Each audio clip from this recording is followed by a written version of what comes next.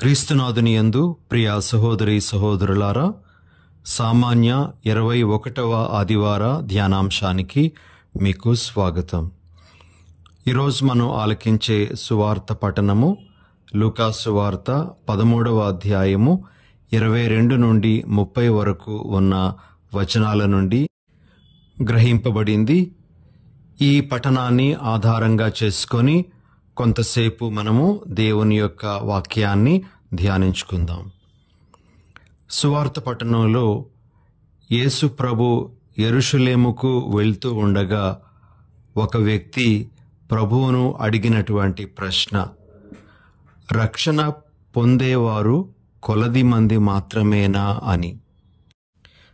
దానికి యేసు ప్రభు అవును, కొద్దిమందే అని సమాధానం ఇవ్వలేదు.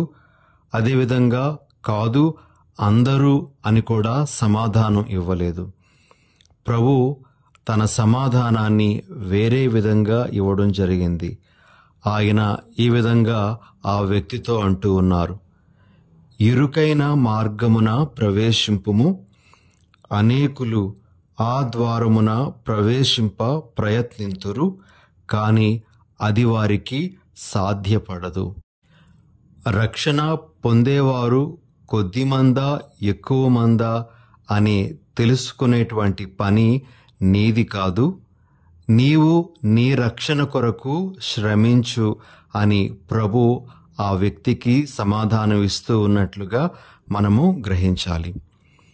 ప్రియులకు సహోదరి సహోదరులారా, ఈ రోజుల్లో కొంతమంది బోధకులను మనం చూస్తూ ఉంటాం.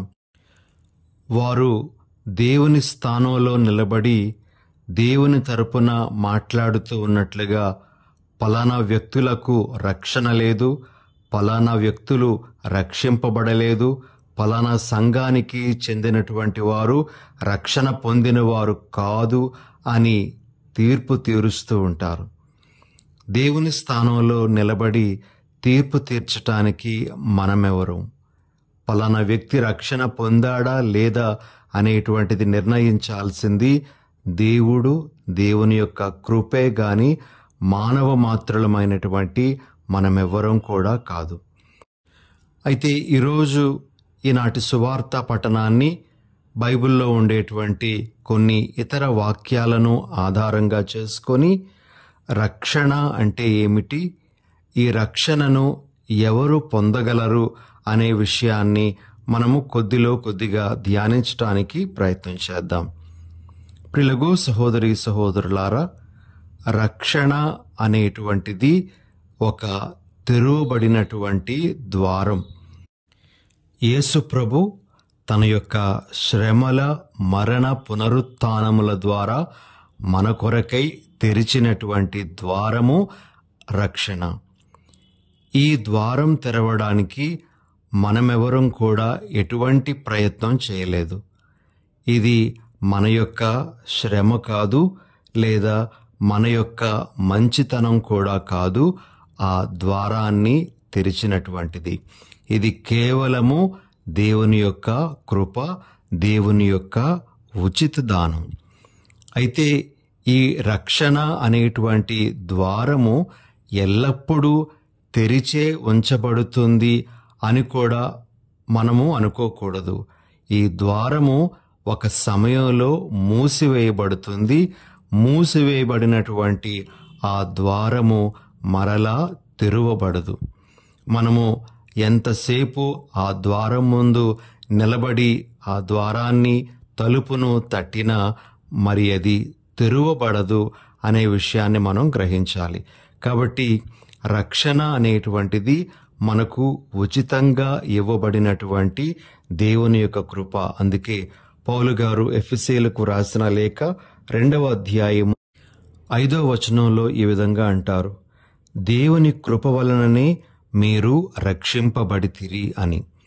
ప్రియ సహోదరి సహోదరులారా, మరి తెరువబడినటువంటి ఈ ద్వారమైనటువంటి రక్షణను మనము ఎలా చేరుకోగలమో, ఆ రక్షణ అనేటువంటిది ఏ విధంగా మనకు సాధ్యమవుతుంది అని మనం ధ్యానిస్తే మనము 3 ముఖ్యమైనటువంటి విషయాలను మన మనసులో ఈ సందర్భంలో పెట్టుకోవలసినటువంటి అవసరం ఉంది.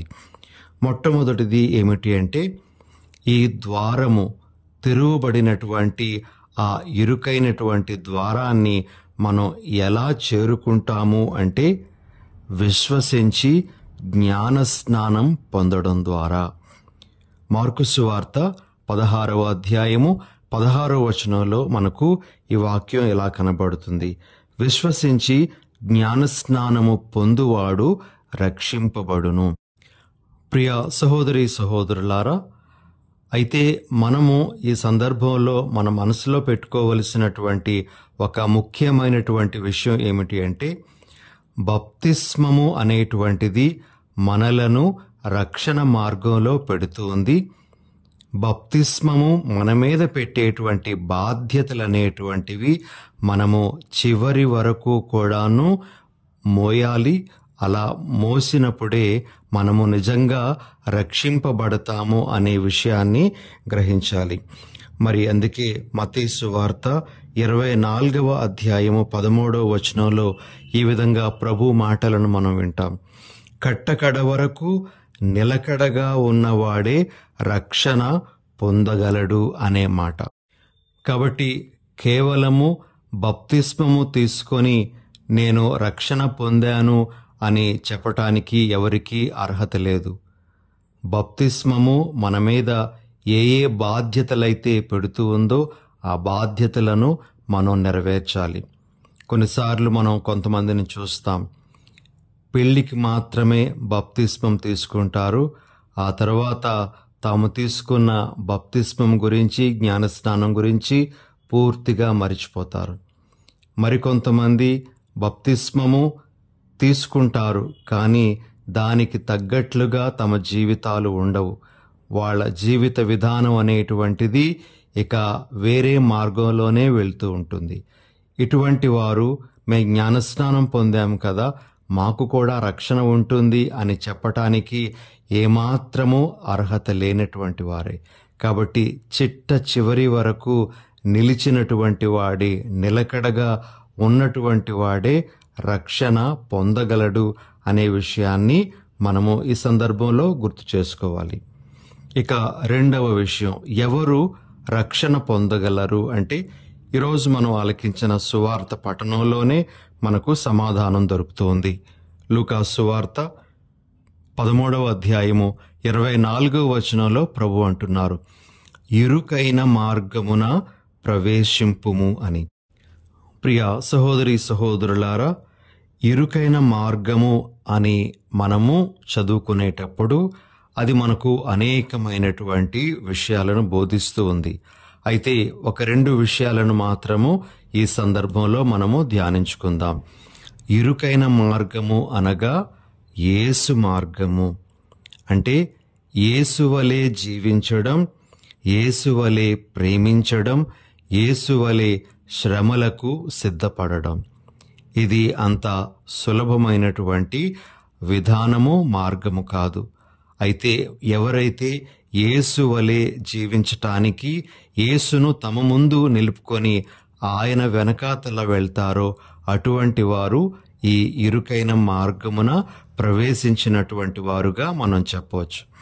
ఎవరైతే యేసు ప్రభువును, ఆయన యొక్క సత్యాలను, ఆయన యొక్క జీవిత విధానాలను విడిచిపెట్టి తమ స్వంత మార్గాలలో నడుస్తూ ఉన్నారో అటువంటి వారు రక్షణను పొందలేరు అనే విషయాన్ని మనం చెప్పచ్చు. ప్రభువే స్వయంగా అన్నటువంటి మాటలు మనందరికీ తెలుసు. నేనే మార్గం, సత్యం, జీవం అనేటువంటి మాటలు. కాబట్టి ప్రియ సహోదరి సహోదరులారా, ఇరుకైన మార్గము అని అన్నప్పుడు అది యేసు మార్గము, యేసు నడిచిన మార్గము, యేసు జీవిత విధానము అని మనం గ్రహించాలి. ఇక రెండవ అర్థం, ఇరుకైన మార్గము అని మనము చెప్పినప్పుడు మనకు గుర్తుకు రావలసినటువంటి విషయం ఏమిటి అంటే, యోహాను గారు రాసినటువంటి మొదటి లేఖ 2వ అధ్యాయము 16వ వచనంలో మనము ఈ విధంగా చదువుతాం. ఈ లోకములో ఉన్నదంతయు శారీరక వ్యామోహము, దృష్టి వ్యామోహము, జీవితమునందలి అహంభావము, ఇవి తండ్రి నుండి వచ్చునవి కావు. ప్రియ సహోదరి సహోదరులారా, ఎవరెవరైతే ఇరుకు మార్గంలో ప్రవేశిస్తారో అటువంటి వారు వీటికి అనగా శారీరక వ్యామోహానికి, దృష్టి వ్యామోహానికి, జీవితమునందలి అహంభావానికి దూరముగా జీవించాలి. అటువంటి వారే నిత్య జీవితంలో అడుగు పెడతారు అని ప్రభు మనకు తెలియజేస్తూ ఉన్నారు. కాబట్టి ఇరుకైన మార్గంలో పయనించడము అంటే శారీరక వ్యామోహాలకు దూరంగా ఉండడం, దృష్టి వ్యామోహానికి దూరంగా ఉండడం, అహంభావానికి దూరంగా మనం పయనించడం. ఇది కష్టంతో కూడుకున్నదే అయినప్పటికీ కూడా ఈ మార్గంలో మనం పయనిస్తే మనము శాశ్వత జీవితంలో అడుగు పెట్టగలము అని వాక్యం మనకు బోధిస్తూ ఉంది. ఇక మూడవ విషయం, ప్రియ సహోదరి సహోదరులారా, ఎవరు రక్షణ పొందగలరు?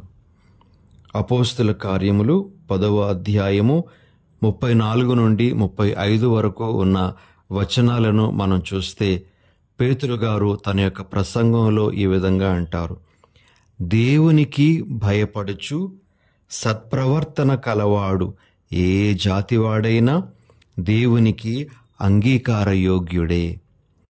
ప్రియ సహోదరి సహోదరులారా, మన కథోలిక సంఘము ఇతర మతాల వారిని గౌరవించమని కోరుతుంది. ఇతర మతాలలో కూడా సత్య సంబంధమైనటువంటి విషయాలు ఉంటాయి.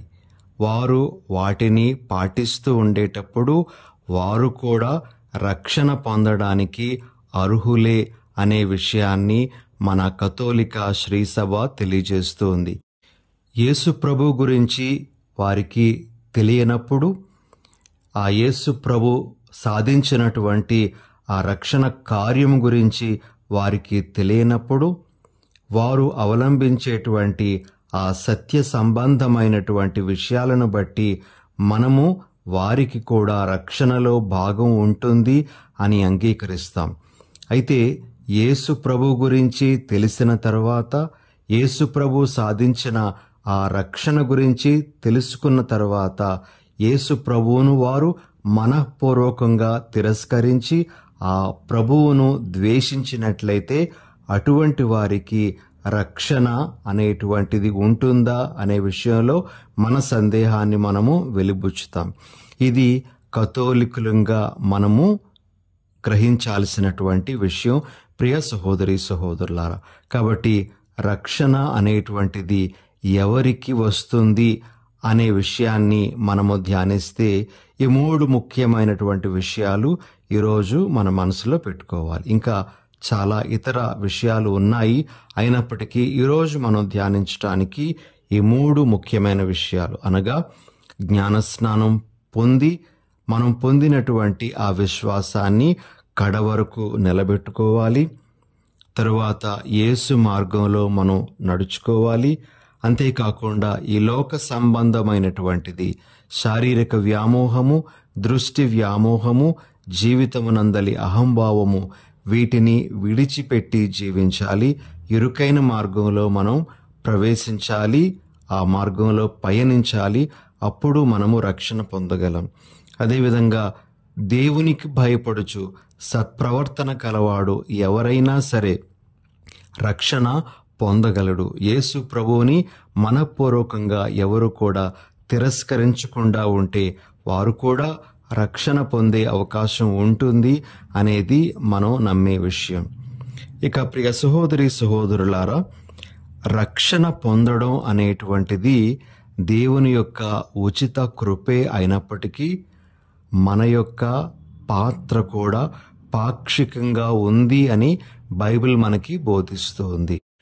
పునీత అగస్తీన్ వారి విధంగా అంటారు: God who created you without your cooperation will not save you without your cooperation.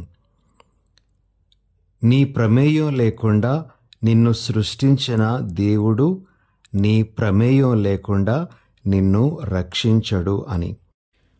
ప్రియ సహోదరి సహోదరులారా, రక్షణ పొందడంలో మన పాత్ర ఏ విధంగా ఉందో కొద్దిసేపు మనము ధ్యానించడానికి ప్రయత్నం చేద్దాం. దీనికి సంబంధించి 2 ముఖ్యమైనటువంటి విషయాలు మన మనసులో పెట్టుకుందాం. మొదటిది, దేవుడు మనకు స్వేచ్ఛనిచ్చాడు. ఆ స్వేచ్ఛతో మనము రక్షణ మార్గాన్ని ఎంచుకోవాలి. ఇది మనము బైబిల్లో పలు చోట్ల చూస్తాం. ద్వితీయోపదేశకాండము 30వ అధ్యాయము 15 నుండి 20 వరకు వచనాలు, యెహోషువ గ్రంథము 24వ అధ్యాయము 15వ వచనము, అదేవిధంగా ఇర్మియా గ్రంథము 21వ అధ్యాయము 8వ వచనం. మనము ఒకసారి ద్వితీయోపదేశకాండము 30వ అధ్యాయము 19వ వచనాన్ని చూద్దాం. నేడు నేను భూమ్యాకాశములను సాక్ష్యముగా పిలిచి చెప్పుచున్నాను, జీవమును మరణమును ఆశీస్సును శాపమును మీ ఎదుట ఉంచితిని. కనుక జీవమును ఎన్నుకొని మీరు మీ సంతానము బ్రతికిపోండు. ప్రియా సహోదరి సహోదరులారా, రక్షణ అనేటువంటిది ఒకరి మీద బలవంతంగా రుద్దేటువంటి ఒక ప్రక్రియ కాదు. దేవుడు మానవులకు స్వేచ్ఛనిచ్చారు. ఆ స్వేచ్ఛతో మనము రక్షణ మార్గాన్ని ఎంచుకోవాలి, జీవ మార్గాన్ని ఎంచుకోవాలి. కాబట్టి రక్షణ పొందమా అనేటువంటిది మన యొక్క స్వేచ్ఛ మీద కూడా ఆధారపడి ఉంటుంది. దేవుడు మన స్వేచ్ఛను ఎల్లప్పుడూ కూడా గౌరవిస్తాడు. కాబట్టి ప్రియ సహోదరి సహోదరులారా, మన స్వేచ్ఛను వినియోగించుకొని రక్షణ మార్గంలోనే ఎల్లప్పుడూ పయనించటానికి, జీవ మార్గాన్ని మనం ఎంచుకోవడానికి సదా ప్రయత్నం చేయాలి. అదేవిధంగా మనము 2వ విషయాన్ని చూసినట్లయితే, మన రక్షణ కొరకు మనము ఎప్పుడూ శ్రమిస్తూ ఉండాలి అని పౌలు గారు ఫిలిప్పీలకు రాసినటువంటి లేఖ 2వ అధ్యాయము 12వ వచనంలో చెప్తారు. భయముతోనూ జాగరూకతతోనూ మీ రక్షణమునకై శ్రమింపుడు అని. అదేవిధంగా పౌలు గారు తిమోతికి రాసినటువంటి 2వ లేఖ 4వ అధ్యాయము 7వ వచనంలో ఈ విధంగా అంటారు, నేను మంచి పోరాటమును పోరాడి తిని, నా పరుగును ముగించి తిని, విశ్వాసమును నిలుపుకొంటిని, ఇప్పుడు నా కొరకై పందెపు బహుమానము వేచి ఉన్నది. ప్రియ సహోదరి సహోదరులారా, మన రక్షణ కొరకు మనము శ్రమించాలి. ఆ రక్షణను మనము సొంతం చేసుకోవడానికి మన ప్రయత్నాన్ని మనం చేస్తూ ఉండాలి అనే విషయాన్ని ప్రభు మనకు తెలియజేస్తూ ఉన్నారు. అయితే ఈ రక్షణను మనము పొందడానికి చేయాల్సినటువంటిది ఏమిటో పౌలు గారు మరలా తెస్సలోనిక ప్రజలకు వ్రాసినటువంటి 1 లేఖ 4వ అధ్యాయము 7-8 వచనాల్లో చెప్తూ ఉన్నారు. అపవిత్రత యందు జీవింపుమని దేవుడు మనలను పిలువలేదు, పవిత్ర జీవనము గడుపుమనియే ఆయన పిలుపు. కనుక ఇట్టి దేవుని పిలుపును తిరస్కరించువాడు మానవుని తిరస్కరించుట కాదు, తన పవిత్రాత్మను మీ కొసగు దేవుని తిరస్కరించుచున్నాడు. ఎవరైతే అపవిత్ర జీవితం జీవిస్తారో వారు రక్షణను తిరస్కరిస్తున్నటువంటి వారుగానే పరిగణింపబడతారు అని పౌలు గారు ఇక్కడ మనకు తెలియజేస్తూ ఉన్నారు. కాబట్టి మన రక్షణ కొరకు మనం శ్రమించాలి అంటే పవిత్ర జీవితం మనం జీవిస్తూ ఉండాలి అనేది. అదేవిధంగా రక్షణను మనం పొందాలి అంటే సహవాస జీవితం కూడా మనము జీవించాలి. దీనికి సంబంధించి మనము మత్తయి సువార్త 25వ అధ్యాయంలో ఆఖరి తీర్పు సమయంలో ప్రభు ఏ విధంగా మనలను పరీక్షిస్తారో, మనకు తీర్పు విధిస్తారో మనం చూస్తాం. ఆకలిగా ఉన్నటువంటి వారికి అన్నం పెట్టడం, దాహంతో ఉన్నటువంటి వారికి దాహం తీర్చటం, ఇలాంటి విషయాలన్నీ కూడా ఇతరులతో మనకు ఉండేటువంటి సహవాసాన్ని సూచిస్తూ ఉన్నాయి.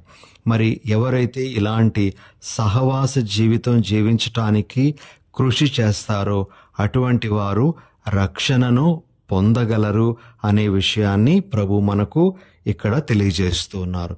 మరి ఇలాంటి విషయాలను ఎన్నింటినో ప్రభు ఈరోజు మనకు మరొకసారి గుర్తు చేస్తూ, రక్షణ ఉచిత వరమే, అయితే ఆ వరాన్ని నీలో నిలుపుకోవడానికి, దానిని స్వంతం చేసుకోవడానికి నీ వంతు కృషి నువ్వు చేయాల్సి ఉంటుంది అని కూడా మనకు తెలియజేస్తూ ఉన్నారు.